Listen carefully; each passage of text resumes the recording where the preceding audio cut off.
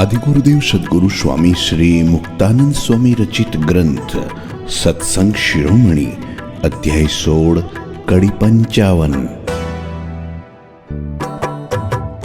जो मद्यपान करत मतिहीना तेहि यम किंकर पकरी प्रवीणा तप्त लोह तेहि पान करावे धरी छाती पर पाव डरावे धरी छाती पर पाव डरावे।